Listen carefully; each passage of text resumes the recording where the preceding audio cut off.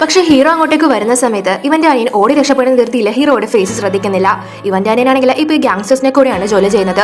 അവനെ വന്ന് രക്ഷിച്ച് തന്നെ ഹീറോയെ തല്ലാനും ഇവര് വരുന്നു. പക്ഷേ ഹീറോയുടെ ഒരൊറ്റ തലയിൽ തന്നെ ആ ഗാങ്സ്റ്റർ പറന്നു പോകുന്നു. അവന്മാർക്കിട്ട് നല്ലത് പൊട്ടിച്ചിട്ട് ഹീറോയുടെ അനിയൻ പോകാനിരുന്ന ഒരു അഡ്രസ്സിലേക്ക് ഹീറോ പോവാൻ തീരുമാനിക്കുന്നു.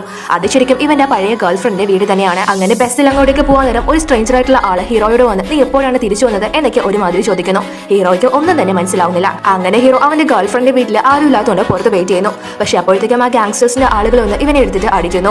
അവന്റെ ഗേൾഫ്രണ്ട് അങ്ങോട്ടേക്ക് വരുന്ന സമയത്ത് ഒരാൾ ബോധമില്ലാണ്ട് അവളുടെ മുറ്റത്ത് കിടക്കാണ്. ചെന്ന് നോക്കുമ്പോൾ അവള് ഷോക്കായി പോകുന്നു. 12 വർഷം മുന്നേ മരിച്ച അവളുടെ ബോയ് ഫ്രണ്ടിന്റെ മുഖമുള്ള ഒരു വ്യക്തി. അങ്ങനെ അവന് വീട്ടിലേക്ക് കൂട്ടിക്കൊണ്ടു പോകുന്നു. എന്നിട്ട് പേടിച്ച് ഒന്നും മനസ്സിലാവാതെ അവൾ പോലീസിനെ കോൾ ചെയ്യാനായിട്ട് തുടങ്ങുന്നു.